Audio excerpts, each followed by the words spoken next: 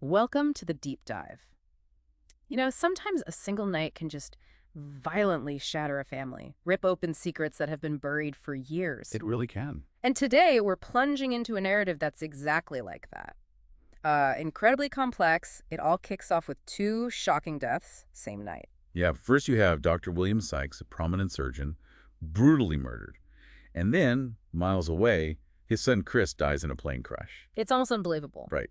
So our mission today is to try and unpack the many layers of this mystery. We've been digging through police reports, courtroom testimony, interviews, even some notes about dreams, interestingly enough. All sorts of sources. All sorts. And the goal is to piece together the connections, the hidden truths. It's like peeling an onion, really.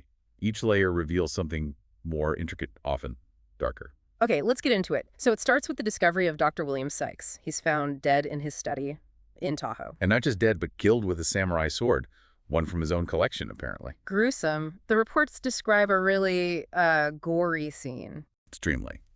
But what's truly fascinating, or maybe disturbing, is that same night, miles away, his 19-year-old son, Chris, Dies in a plane crash. exactly, dies in this mysterious crash. Yeah. So the immediate question, the one hanging over everything, is, could these two seemingly separate tragedies actually be connected? It seems too coincidental otherwise. Right. And this coincidence, as you'll see, becomes the absolute central thread as we dig deeper. So where does the investigation go first? Almost immediately, they focus on a suspect. Dr. Sykes' 16-year-old niece, Nikki Zack. 16. Yeah. Our sources paint her as, a bit rebellious, sarcastic. She'd had some minor run-ins with the law before. What kind of stuff? Oh, kid stuff, as her mom put it. Yeah. Vandalism, shoplifting. Nothing major, but enough to build a narrative, maybe. And there was that essay, right? Oh, yeah. The essay titled, Violent Overthrow of the Capitalist Consumerist System, as explained in the writings of Che Guevara. Wow. And you can bet the prosecution jumped all over that. They didn't waste any time using it against her. So the big question then is she really a cold-blooded killer at 16? Or is she just, I don't know, a convenient scapegoat? That's exactly it. And the prosecution presents what looks like strong evidence initially.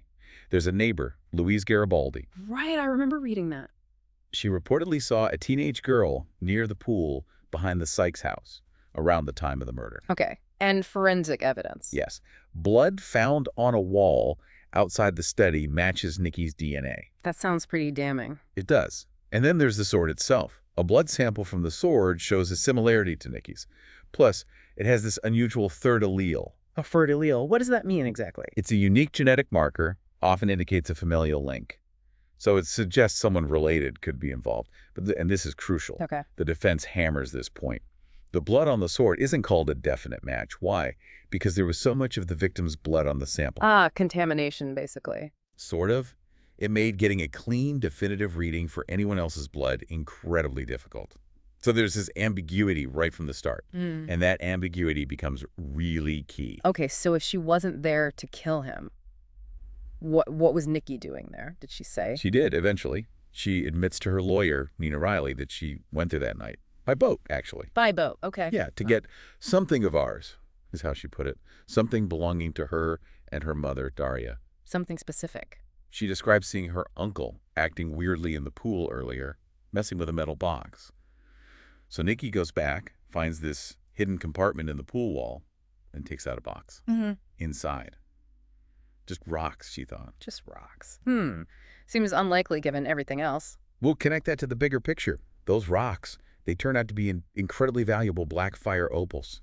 Huge ones. Opals. Okay, that changes things. Completely. Yeah. We're not talking about a teenage spat anymore. The stakes are suddenly much, much higher. So where did the opals come from? We find out later from a miner, Dennis Rankin. He claims they were from his strike.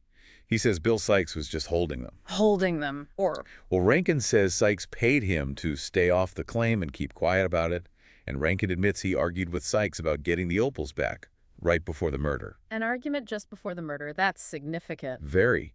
Rankin even said Sykes got sidetracked by a sword during their talk before supposedly agreeing to return them. That phrase, sidetracked by a sword, it just hangs there, doesn't it? It really does, especially knowing what happened next. It makes you wonder about Dr. Sykes himself. What was his deal? Right.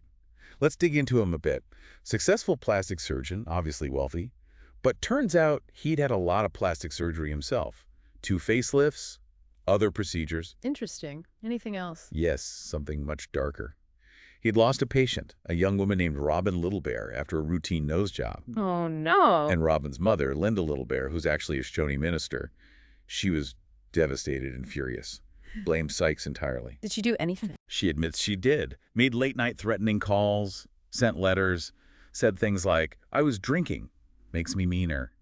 Definitely puts her on the radar. So Linda Littlebear is another potential suspect. Absolutely.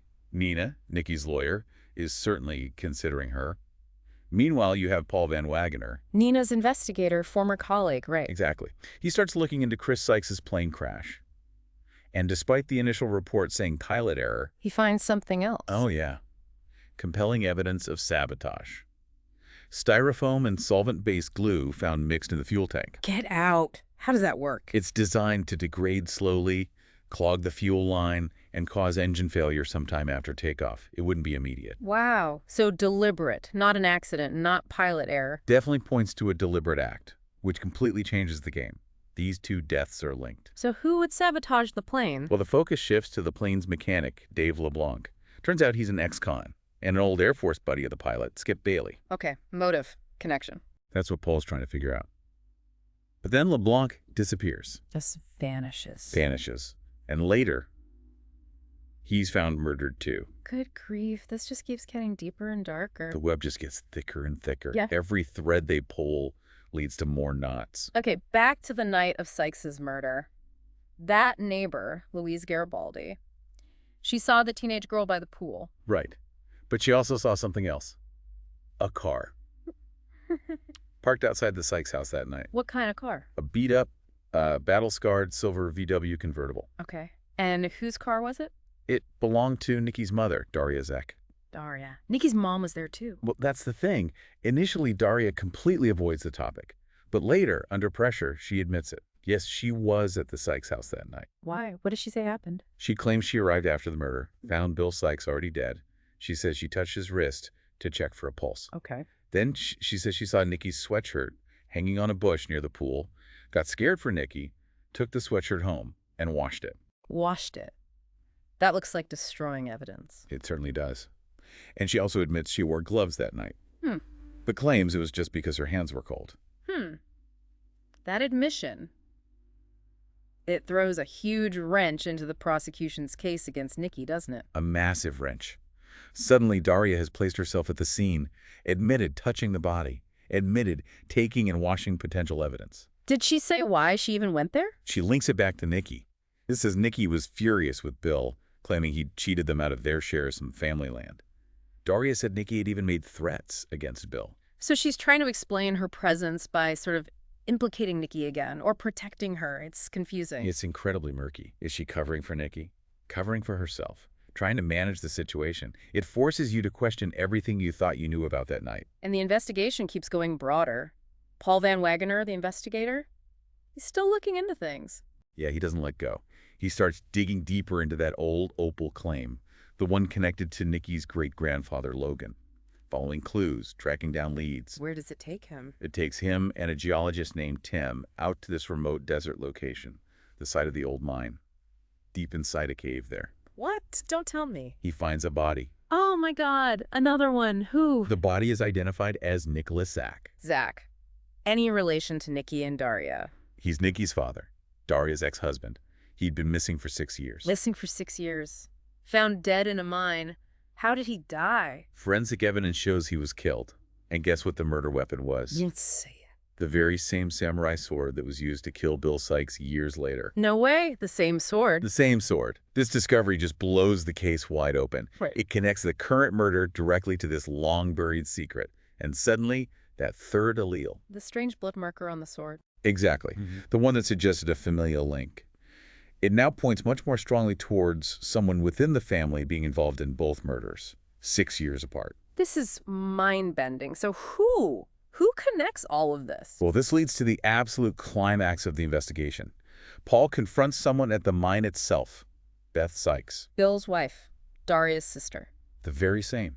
He finds her there, she has a gun, and she makes a full confession, just lays it all out. A confession to what? Everything. The Really? layers of deceit here are just incredible. Beth reveals she killed Nicholas Zack, her sister's ex-husband 6 years ago. Why? Why would she kill Nicholas? It was apparently in a moment of intense rage. He had just told her he was leaving her to go back to Daria. Wow. So a crime of passion, maybe. It seems like it started that way, but then her husband, Dr. Bill Sykes, found out. And instead of calling the police... He helped her cover it up. Exactly. Bill covered up the murder. He buried Nicholas's body out there in the desert mine. He even faked postcards from Nicholas for years, sending them to Daria to make her think he was alive and traveling. That's monstrous. And utterly chilling. Bill then used this secret, this horrific secret, as leverage to control Beth for 6 years. He held it over her head. Constantly. It explains so much about their dynamic, maybe.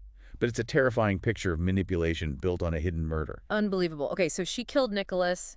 Bill covered it up and controlled her. Right. But she confessed to killing Bill, too. Yes, that's the other part of the confession. She killed Bill Sykes on the night of his murder. Why? If he covered for her, why kill him? Because she found out something devastating. She discovered he was the one behind the plane sabotage that killed their son, Chris. Wait, Bill sabotaged his own son's plane. Why would he do that? That's the twist. The sabotage wasn't meant for Chris. Bill hired Dave LeBlanc, the mechanic, to put the styrofoam and glue in the fuel tank. Okay. Intending to kill Beth. She was planning on leaving him, and this was his horrific solution. Chris just happened to take the plane that day instead of her. My God. So Bill tried to kill Beth and accidentally killed his own son. That's what Beth believed, what she confessed. So finding this out, consumed by grief and rage, she confronted Bill. And killed him. With the very same samurai sword she'd used on Nikki Zack 6 years earlier. The symmetry is chilling. It is. And there's one more calculated detail. She admitted she deliberately slashed Bill's face after killing him. Why would she do that? To throw suspicion onto someone else. A former patient, Stan Foster, who'd had a botched surgery and had made threats against Sykes. She wanted to frame him. So it wasn't just rage, it was calculated vengeance. Absolutely. Vengeance for Chris. Fury at Bill's ultimate betrayal, this monstrous deception. She even admitted she considered killing Rankin, the miner, too, but decided against it. Good grief. So Beth Sykes was behind both murders, years apart, connected by secrets, betrayal, and the same weapon.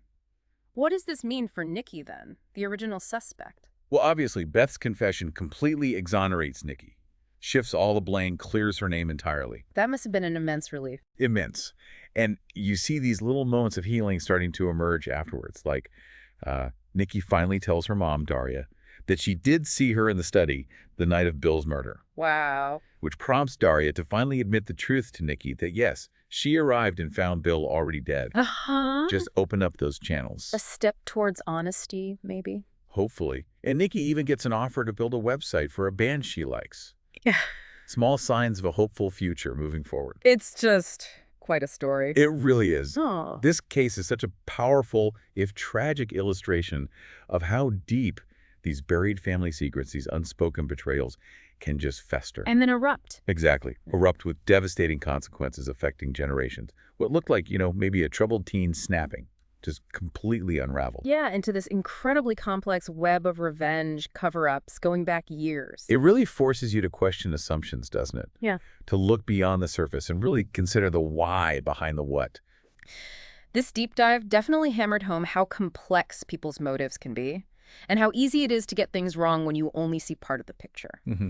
What started looking like one thing, this teenage suspect, spirals into this multi-layered tragedy spanning years. Secrets, betrayals, and, well, a very different kind of justice in the end.